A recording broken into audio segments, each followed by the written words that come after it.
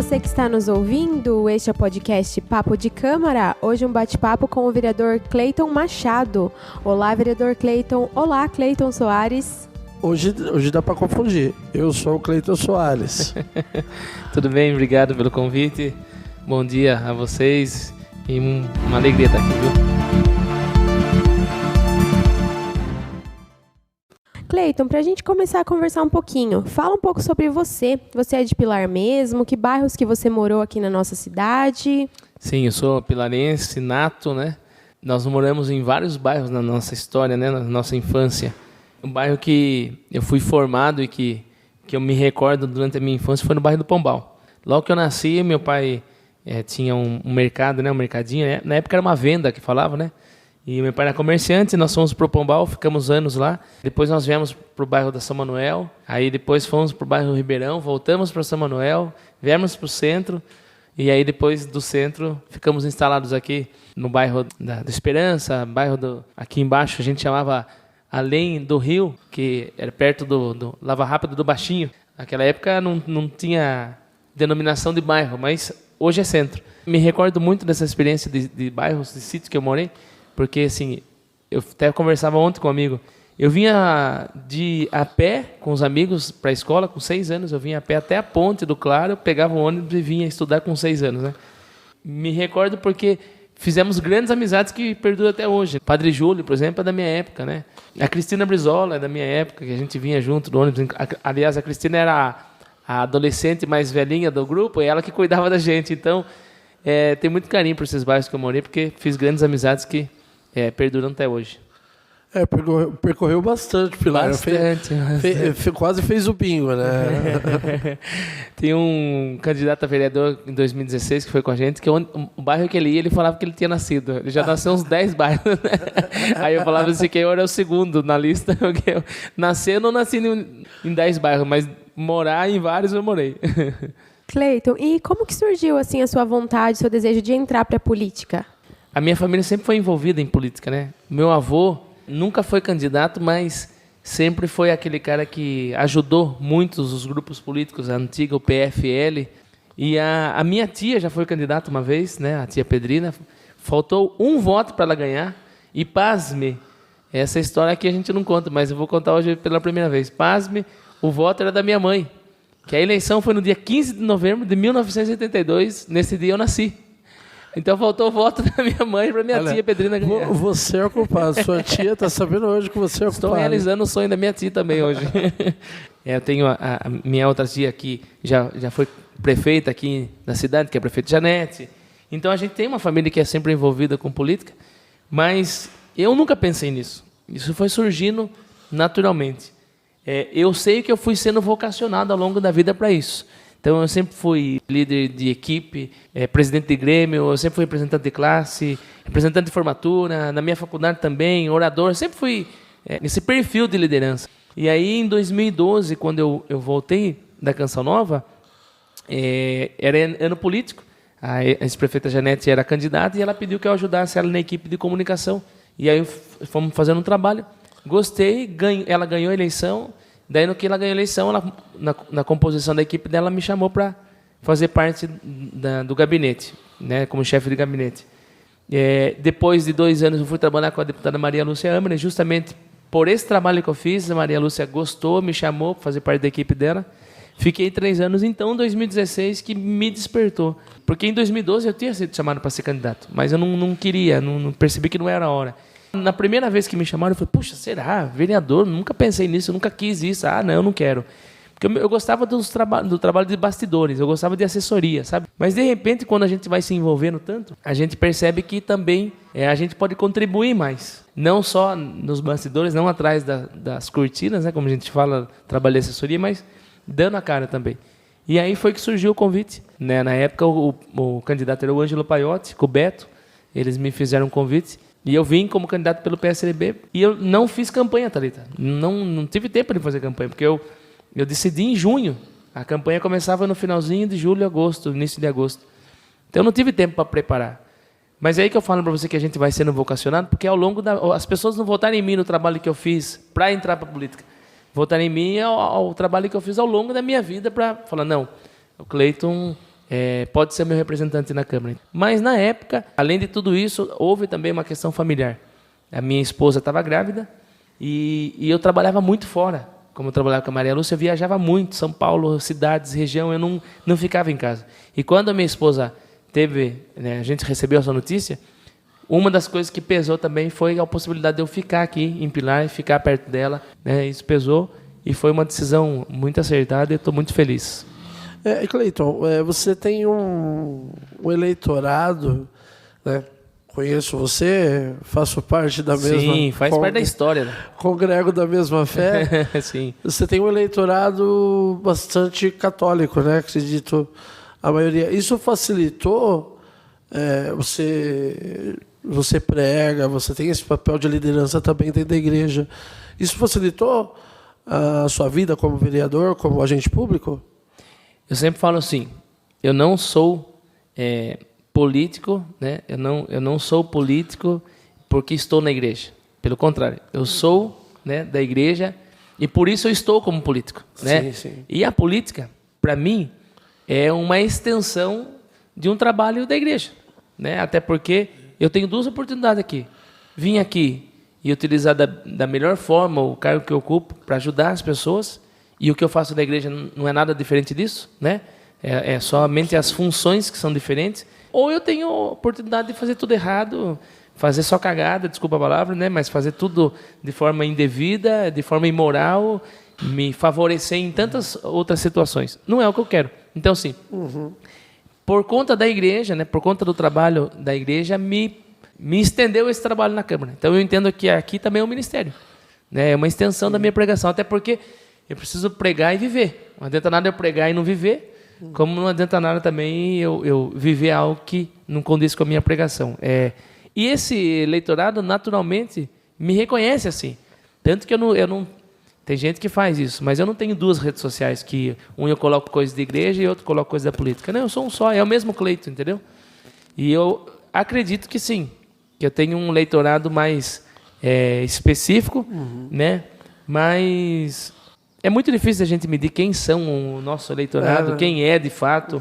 É claro que uma grande parcela, mas não é o todo. Não é o todo. Cleiton, e você é o segundo vereador que a gente conversa que está em segundo mandato. Os outros ainda eram primeiro mandato. Você sente uma diferença entre o primeiro e o segundo? É mais fácil? É mais difícil? Como que você percebe isso? É mais difícil porque a responsabilidade aumenta.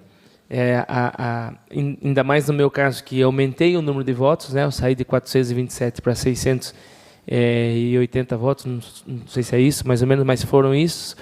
Eu aumentei e aumenta a demanda, aumenta a procura, aumenta a exigência. Então a gente tem que oferecer mais, dar mais retorno. O feedback que a população quer é que cada vez mais a gente dê e ofereça o melhor para a cidade. Então é mais difícil nesse sentido. E também porque o tempo vai passando, as pessoas vão exigindo que você faça. Quando você não dá esse retorno, não é o meu caso, mas quando você não consegue dar o retorno, as pessoas vão falar, está lá tanto tempo e não consegue tal coisa. Então, isso é uma exigência. Mais fácil porque você já tem um conhecimento mais amplo, você já tem uma certa experiência do como lidar com certas situações, você não cai nos erros dos primeiros anos de Câmara que todo mundo passa, porque a gente entra aqui com o ímpeto de querer dar o melhor, vamos mudar o mundo, nossa, vamos lá, vamos para cima e tal. E, de repente, não é assim. Né? Você não consegue fazer nada sozinho. E você percebe que você precisa ter harmonia, relações, que você precisa do outro, independente se o outro não pensa como você precisa dele, ele vai precisar de você, e que você tem que saber, às vezes, dar um passo para frente, o outro para trás. Né? Então, você vai adquirindo essas experiências que no início você não tem. E todo mundo passa. Todo mundo passa. E, ao mesmo tempo, a maior dificuldade hoje do ser humano é a relação. E isso não tem igual. Tanto que os maiores coaches que estão ganhando dinheiro hoje são pessoas que são voltadas a coaches de gestão de pessoas e relacionamentos. Isso não tenha dúvida. Qual que é a dificuldade que a gente tem quando a gente percebe que a gente entra? Que aquele cara não fez nada até hoje, não faz nada, e eu não vejo os pontos positivos dele. Então, eu só vejo a parte negativa e eu começo a criticar. Porque é uma disputa eleitoral, certo? Quando você é candidato, você quer ganhar e você quer que o outro perca. Então você começa a ver o ponto negativo dele, ponto negativo, e atacar o ponto negativo. De repente você é a vitrine daí. Então aí começam a atacar o seu ponto negativo. E aí você precisa dar a resposta de que o que o outro faz ou fazia, você não pode fazer, e que você faz melhor que o outro. E aí é onde a gente tem a dificuldade, porque a gente percebe que o outro também tem o lado bom, o lado positivo, e que só a gente entende quando entra aqui. Eu vou dar um exemplo muito prático. Eu falo sempre do Brizola. O Brizola está aqui há 7 mandatos. E todo mundo fala, pô, o Brizola está há quanto tempo aqui e tal? O Brizola tem muita coisa que ele faz, mas que a gente não percebe no dia a dia. Porque o Brizola não é um cara de redes sociais, né? O vereador Brizola não é. Mas ele faz muita coisa aqui que você fala, puxa vida, ainda bem que tem o Brizola. Sabe? Porque senão não teria tantos eleitores, assim, claro, né? De onde que aparece esse pessoal, de repente, na eleição? Até você falou que ele não é um cara muito ativo nas redes sociais, mas ele tem a atividade... Quando vocês entrevistaram o Brizola, pode colocar que eu disse isso, porque eu acho muito bonito. E eu aprendi a ver isso. De todo mundo aqui. Eu aprendi a ver que existe o lado positivo de todo mundo, existe o lado bom de todo mundo, e que as pessoas estão trabalhando, cada um da sua forma, cada um do seu jeito. Então é difícil por conta disso, né? Quando você entra com uma visão de que vai mudar o mundo, e aí você percebe que esse mundo precisa de outros, né? Que você não é o Adão sozinho nesse mundo. Então a gente precisa ter relações, saber lidar com todo mundo, e ter uma harmonia bom para a gente poder melhorar as coisas aqui. Vereador, e a gente levantou aqui, você tem 51 projetos de lei até o momento, né? 51 proposituras que você apresentou. Tem algum que mais se destaca? Poxa vida, hein? Tem vários que eu gosto, que eu fico assim, realizado. O autismo foi recentemente agora aprovada a obrigatoriedade da vaga inclusiva com símbolo autismo para as vagas que a gente chama de vagas prioritárias, né? Tem um que eu gosto muito, que foi a Rota da Fé, que nós fizemos, ou quando nós homologamos a Rota da Fé, que já não é mais uma rota qualquer, até para pedir investimento do poder público. Tem um que foi um primeiro, que eu tenho um carinho. Das doulas. Foi muito engraçado, porque esse daí eu não fiz por conta da minha esposa. Mas eu vi um relato de um pai que quis fazer parte do parto do filho e contratou uma doula. E a doula não pôde entrar nem ele, na época. Né? E aí isso me comoveu muito. E eu falei, poxa vida, tiraram do pai a possibilidade de algo surreal. Vocês não têm ideia o que é o nascimento de um filho. É surreal. E tiraram a possibilidade do pai ver isso. E eu fiquei muito... Na época eu fiquei muito assim, comovido com a situação, e eu lancei esse projeto aí para obrigar, né, agora a presença da doula, e a presença do pai já era uma lei, já é uma lei federal. Então, abriu mais, na época houve alguns contratempos, assim, no sentido, porque não entendiam, porque não tinha em Pilar. Doula é mais conhecido em Sorocaba, em São Paulo, mas aqui em Pilar não tinha. E hoje eu sou muito feliz, porque eu tenho muito carinho por esse projeto, porque depois disso, eu não ouvi mais relatos de pais que não puderam participar, a não ser na época da pandemia, né? E você destaca também a parceria com algum deputado aqui da região? Sim, Quais sim. o que você tem mais contato? Eu tenho uma tabelinha, né? Hoje eu tenho mais de 2.800 milhões, 2 milhões e 800 mil reais de recurso que eu consegui para a cidade nesses 7 anos aqui de mandato, nesses 2 mandatos até agora. E eu tenho muito carinho. Fora as emendas impositivas aqui do orçamento nosso, que aí ultrapassaria 3 milhões tranquilamente. Mas, assim, o meu primeiro recurso foi para a Santa Casa, né? Na época, eu consegui, junto com o deputado Floriano Pêsaro, que era secretário de Desenvolvimento Social do Estado de São Paulo. E é deputado federal, e ele me destinou esse recurso. Depois, eu já consegui, aquisição do trator, roçadeira agrícola, veículos e equipamento para a saúde, reforma da UBS lá da Nova Pilar, reforma da UBS da Cananéia, foi um recurso nosso, junto com o deputado Samuel Moreira. Nós conseguimos recursos para o AMA, para o Somos a Paz, para o Asilo, junto ao deputado João Caramês, na verdade agora é ex-deputado, né? A questão de uma máquina de rolo compactador que temos aí, junto com ao deputado Vitor Lippe. E agora, recentemente, nós conseguimos 200 mil junto ao deputado Marcos Pereira, deputado federal, do Fundo Nacional de Saúde para Pilar do Sul, para a saúde, E 150 mil para a Santa Casa. No ano passado que foi comprado aquele aparelho de laparoscopia, que faz cirurgias laser, né? Cirurgia vascular, cirurgia de hérnia, cirurgia em várias cirurgias que faz a laser. Agora não precisa fazer aquele procedimento todo, né? Com corte e tudo mais. Esse 190 mil que eu consegui a primeira vez, que foi para a Santa Casa, foi comprado um novo raio-x. O novo aparelho de raio-x lá que opera o Lucas, o Rony, a turma lá, opera nesse aparelho que foi conquistado com esse recurso. E ontem eu tive a notícia de mais 250 mil do Vitão no Cachorrão agora, que é a parceria que eu tenho hoje, aqui de Sorocaba. 250 mil que vai ser investido na aquisição de um aparelho chamado arco cirúrgico, oscopia, que é o quê? Para fazer pequenas cirurgias ortopédicas, para não precisar mais as pessoas que têm fratura aqui em pilar, ficar esperando 10, 15 dias para ter uma cirurgia de pequena complexidade lá no regional. Então, quebrou um dedo, quebrou um punho, quebrou um cotovelo, quebrou uma canela, quebrou algo que não precisa de UTI, já faz a cirurgia aqui mesmo. Já temos o centro cirúrgico, já temos o ortopedista, já temos o anestesista, só faltava esse aparelho. Agora a gente finaliza, fecha, se Deus quiser, né, para a gente poder ter uma boa qualidade de saúde na vida do cidadão. Então, fora isso, Thalita, desculpa aí alongar, mas um ônibus novo também, já consegui uma viatura nova, um ônibus novo para o Somos a Paz, a vinda da carreta de mulheres de peito, de mamografia, mais 900 exames, 20 turmas já de cursos, mais de 900 pessoas formadas através do Via Rápido Emprego e tantas outras situações que a gente trabalha no dia a dia para trazer para a nossa cidade. Quando é para falar da parte boa, das benesses, é bom que a lista seja longa, né? É bom, a gente fica feliz. E a gente sabe que vocês trabalham bastante e a cidade vem avançando, mas ainda tem muito para melhorar, para avançar, assim como toda a cidade, todo estado, todo o país. Mas se fosse para existir uma mágica hoje para mudar definitivamente uma área, um setor aqui de Pilar do Sul, na sua opinião, qual seria essa área que mais necessita dessa atenção hoje? Hoje a gente precisa avançar na questão de empregabilidade, né? As pessoas estudam, a Pilar do Sul oferece estrutura para que a pessoa vá, estude, faça uma faculdade, tenha uma formação, um título, mas assim, aquilo que a gente brinca, na noite da formatura a pessoa é um recém-formado vou falar de mim, relações públicas. Na noite, sou um relações públicas formado, estou lá com o canudo, comemorando com amigos e família. No outro dia eu sou um desempregado e à procura de emprego, né?